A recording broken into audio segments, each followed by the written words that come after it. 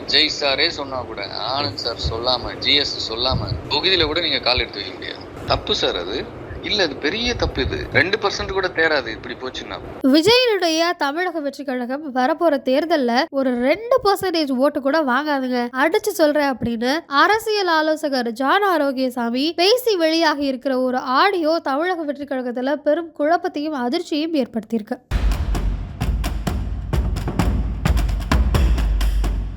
தமிழக வெற்றி கழகத்தை பொறுத்த வரைக்கும் அவர்களுடைய கட்சி தொடங்கப்பட்டு ஓராண்டு இன்னும் 1 மாதத்தில் நிறைவு பெற இருக்கிறது. அவர்கள் தற்போது வரை மாநாட்டை நடத்தி முடித்திருக்கிறார்கள். ஆனால் இன்றும் கூட மாவட்ட பொறுப்பாளர்கள் நியமிக்கப்படவில்லை அப்படிங்கிறது ஒரு பெரும் குழப்பமாகவே நீடித்துக் கொண்டிருக்கிறது. இந்த நிலையில தான் விஜய்க்கு ஆலோசனை வழங்குவதற்காக ஜான் ஆரோக்கியசாமி அப்படிங்கிறவரை விஜய் அணுகியிருந்ததாக அதிகாரமற்ற தகவல்கள் எல்லாமே வெளியாகி இருந்தது. அவர் தான் விஜய்க்கு அரசியல் ரீதியாக ஆலோசனைகளை வழங்கி கொண்டிருக்கிறார் அப்படின்னு சொல்லப்பட்டது. அவர் தற்போது தாவேகா நிர்வாகி ஒருவரிடம் பேசுவதாக ஒரு ஆடியோ வெளியாகி சமூக வலைதளங்கள்ல பெரும் அதிர்ச்சியை ஏற்படுத்தியிருக்கார். அதில் அவர் சொல்றதே பெரும் ஆச்சரியத்தையும் அதிர்ச்சியையும் ஏற்படுத்தது. விஜயனுடைய பேச்சை பொதுச் செயலாளர் புசி ஆனந்த் கேட்பதே இல்லை. விஜய் தான் தமிழக வெற்றி கழகத்தினுடைய முகம். ஆனா அதை தாண்டி அங்கு வேற என்னென்னமோ குழப்பங்கள் நடக்குது அப்படின்னு பகிரங்கமாக கட்சிக்குள் இருக்கக்கூடிய பிரச்சனையை போட்டு உடைத்திருக்கிறார். இன்னும் நிறைய விஷயங்கள் அதிர்ச்சி அளிக்கக்கூடியதாக இருக்கு. அது ஆடியோல என்ன இருக்கு அப்படிங்கறத தொடர்ந்து நம்மளும் கேட்கலாம். இருக்கலாம் மட்டும் இல்லாம இருந்தது அப்படின்னா நாளைக்கு இவரே ஹைஜாக் பண்ணிட்டாங்க யாராவது, பிஜேபியோ டிஎம்கேவோ, அவ்வளவுதான், நீங்க காலி. அது ஸ்ட்ரக்சரு இது எல்லாத்தையும் அவர்கிட்ட சொல்றதை விட இவர்கிட்ட சொல்றதுதான் பெட்டர்னு இவர்கிட்டயே நான் எல்லாத்தையும் அட்ரஸ் பண்ணேன் நான் சட்டி. ஏன்னா அவருக்கு சொல்லி அவர் அது அது அந்த டெப்த்தை பிடிச்சி அவர் இவர்கிட்ட பேசவும் மாட்டார். அதனால இவருக்கே புரிய வச்சு இங்க பாருங்க, அவர் தான் ஃபேஸ். நீங்க ஓவர் டாமினேட் பசங்க பண்றாங்க அப்படின்னா நீங்க கரெக்ட் பண்ணணும். தப்பு. நீங்க அப்ரூவல் கொடுக்காம எப்படி வரும்? இவர் அப்ரூவல் கொடுக்காம எப்படி சார் வரும்? புள்ளி கூட வைக்க முடியாது இவரோட அப்ரூவல் இல்லாம. அந்த அவுட்ஃபிட் அப்படி இருக்கு. மன்றங்களா இருந்து வந்ததில்லை. ஸ்ட்ரக்சர் அவரோட பார்ட்டி ப்ராப்பர்ட்டி, ஃபேஸ் இவரு அப்படி இருக்கு. இந்த ஃபேஸையுமே இவர் டாமினேட் பண்றாரு. டாமினேட்னா ஓவர் பவர் பண்றாரு. சின்ன பையன் மாதிரி தவுளுன்னு 10ல் 1ன்னு போட்டுட்டு இவர் முகத்தை இப்படி பெருசா அப்படியே, இது ராங். இது துரைமுருகனை ஸ்டாலின் பிளேஸ்ல துரைமுருகனை பண்ணா என்ன ஆகும்? கட்சி உருப்படுமா? ஜெயலலிதா பிளேஸ்ல சசிகலாவை பண்ணா எப்படி இருக்கும்? எல்லா பார்ட்டிஸ்லயும் பிரசிடென்ட்டோ ஜெனரல் செக்ரட்டரியோ சிஎம் கேண்டிடேட் யாரோ அவங்க தான் ஃபேஸ். இவர் சென்டர்ல நிக்கிறார், சார் பக்கத்துல நிக்கிறார். எனக்கு அந்த பர்த்டே இது கூட ஓகே, அவரு ஒரு க்ளோஸ் நீட் டீம், அது ஓகே. வெளியில நடக்கிற விஷயங்கள் அவரே இந்த வருஷம் பர்த்டே பண்ணல. நீங்க எதுக்கு பண்றீங்க? நீங்க பண்ணக்கூடாது இல்ல. 1 2வது சரி பண்றீங்க. உங்களுக்கு தெரியாது பிரிண்டிங் எல்லாம் சின்ன இது கூட ஒரு புள்ளி கூட இவர் தான் அப்ரூவல் கொடுப்பாரு. யூனிஃபைடா ஒரே முகம் ஒரே போட்டோ எப்படி போகுது எல்லா இடத்துக்கும்? இப்ப சூஸ் பண்ணி கொடுக்கலன்னா அது எப்படி போகாது இல்ல?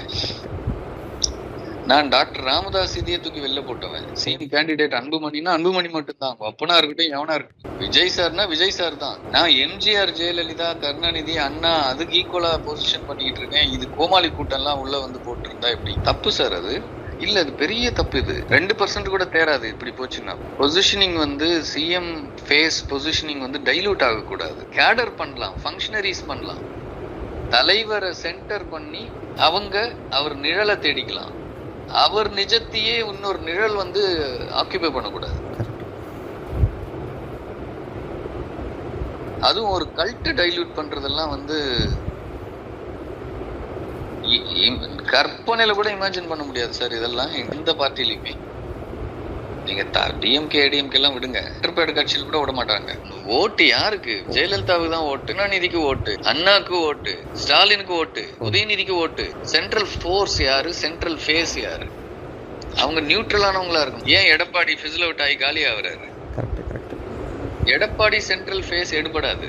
ஓபிஎஸ் எடுபடாது, சசிகலா எடுபடாது, அன்புமணி எடுபடாது, திருமாவளவன் எடுபடாது. யூனிவர்சலா கேஸ் நியூட்ரலா எல்லாத்துக்கும் ஒரு நியூட்ரலிட்டி ஃபேக்டர் இருக்க ஒரு சென்ட்ரல் ஃபோர்ஸ். அதுவும் சாதாரண ஆள் இல்ல, கல்ட். அவரை போய் டைல்யூட் பண்ணலாமா? எவ்வளவு பெரிய முட்டாள்தானே இது. நீங்க யாரு, நீங்க என்ன பண்ணி கிழிச்சிட்டீங்க இந்த ஸ்டேட்டுக்கு? உங்களுக்கு எதுக்கு கடா வெட்டுறான், உங்களுக்கு எதுக்கு ரத்த தானம் கொடுக்குறான்? அப்போ அவன் என்ன நினைக்கிறான்னா, தலைவர் வேஸ்ட் டம்மி, சும்மா ஃபேஸ்க்கு வச்சிருக்காருல, இவர் தான் எல்லாம். இது தேராது. இது ரெண்டு கமலாவது நான் அவர் இதை வச்சுக்கிட்டு ஐடியாலஜி இல்லாம 4% எடுத்தாரு. 2 கூட தேராது. நான் 30%க்கு டார்கெட் பண்ணிக்கிட்டு இருக்கேன். சீட் கன்வர்ஷனுக்கு, பவருக்கு. எப்படி எந்த அலைன்ஸ் வருவான்? இன்னொன்னு சார், எப்படின்னா விஜய் சார் வந்து எதை சொன்னாலும் அவர்கிட்ட சொல்லிடுறாரு. எதை சொன்னாலும் டியூரிங் த டே இல்ல, நைட்ல அவர்கிட்ட இருந்து எப்படி வாங்கணும்னு ஃபார்முலா கண்டுபிடிச்சு வச்சு, நைட் டைம்ல ஏதோ பார்ட்டி விஷயங்கள் பேசும்போது பேசுற மாதிரி, சார் ஜான் சார் வந்து மீட் பண்ணார் சார் இன்னைக்கு, இந்த மாதிரி சொல்லிட்டு இருந்தார் சார் அப்படின்னு அப்படி போட்டாருன்னா, இவர் வந்து நாம என்ன சொல்றோமோ இப்படி இப்படிலாம் சொன்னாரு, அதெல்லாம் அப்படியே டிட்டோ வந்து அடுத்த தடவை மீட் பண்ணும்போது நீங்க சொன்னீங்களா சார்கிட்ட? இப்ப நீங்க இன்னொரு தடவை சொல்லுவீங்களா? எல்லாமே எதை சொன்னாலும், ஃபேமிலி எதை சொன்னாலும் ஒண்ணு இவர் சொல்றாரு, இல்ல அவர் வாங்கிடுறாரு. 2த்துல ஒண்ணு நடக்குது.